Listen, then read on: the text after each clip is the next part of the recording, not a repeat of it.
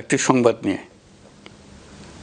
সিঙ্গাপুরে চিকিৎসাধীন জুলাই গণঅভ্যুত্থানের সম্মুখভাগের অকুতোভয় যোদ্ধা ও ইনকলাব মঞ্চের মুখপাত্র শরীফ ওসমান হাদী আর আমাদের মাঝে নেই। ইন্না লিল্লাহি ওয়া ইন্না ইলাইহি রাজিউন। কিছুক্ষণ আগে সিঙ্গাপুরের পররাষ্ট্রমন্ত্রী ভিভিয়ান বালাকৃষ্ণন আমাকে টেলিফোনে এই হৃদয় বিদারক সংবাদটি জানিয়েছেন। ফেসিবাদ ও আধিপত্যবাদ বিরোধী সংগ্রামের এই অমর সৈনিককে মহান রাব্বুল আলামিন শহীদ হিসেবে কবুল করুন, এই দোয়া করি। আমরা সবাই মিলে এই দোয়া করি। শরীফ ওসমান হাদীর এই অকাল মৃত্যুতে আমি গভীর শোক ও দুঃখ প্রকাশ করছি। তার প্রয়াণ দেশের রাজনৈতিক ও গণতান্ত্রিক পরিসরে এক অপূরণীয় ক্ষতি। আমি তার রুহের মাগফিরাত কামনা করছি এবং শোক সন্তপ্ত স্ত্রী, পরিবারের সদস্যবৃন্দ, স্বজন ও সহকর্মীদের প্রতি গভীর সমবেদনা জানাচ্ছি। শহীদ ওসমান হাদীর স্ত্রী ও একমাত্র সন্তানের দায়িত্ব সরকার গ্রহণ করবে।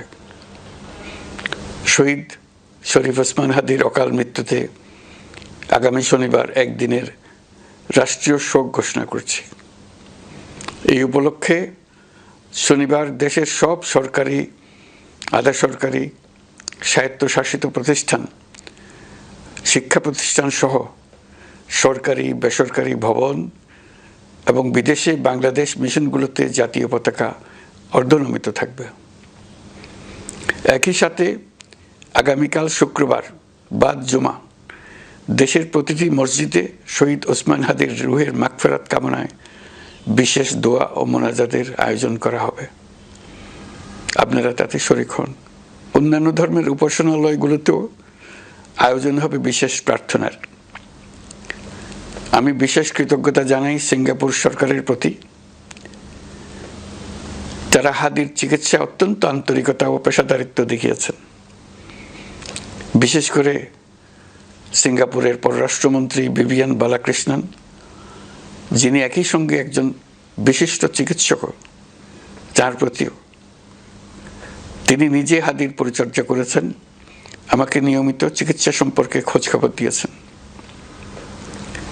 এই নৃশংস হত্যাকাণ্ডের সঙ্গে জড়িত সকল অপরাধীকে দ্রুত আইনের আওতায় আনা হবে এবং তাদের বিরুদ্ধে সর্বোচ্চ শাস্তি নিশ্চিত করা হবে।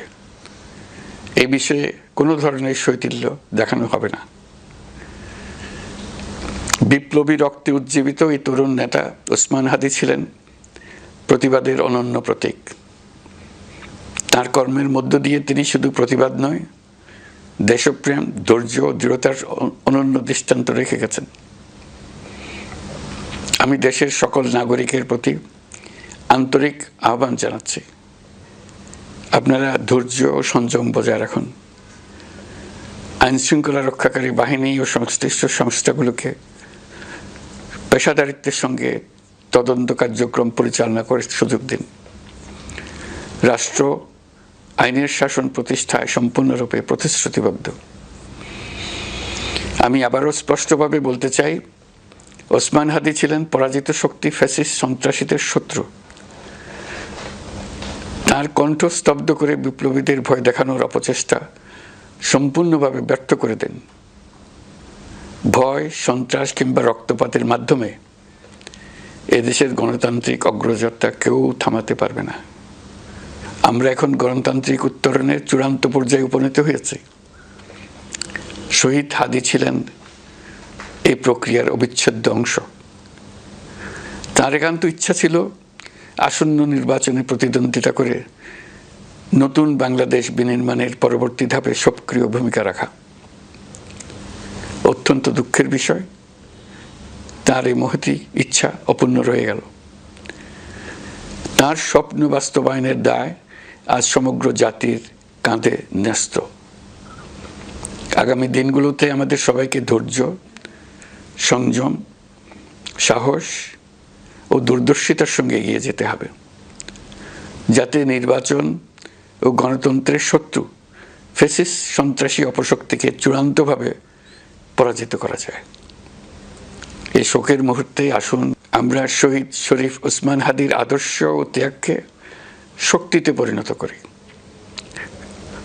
ধৈর্য ধারণ করি, অপপ্রচার ও গুজবে কান না দিই এবং যে কোনো হঠকারী সিদ্ধান্ত থেকে বিরত থাকে। যারা দেশকে অস্থিতিশীল করতে চান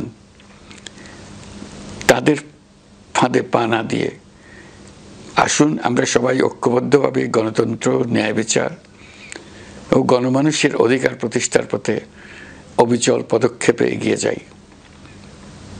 এটাই হবে শহীদ হাদির প্রতি আমাদের প্রকৃত শ্রদ্ধা। আল্লাহ হাফেজ।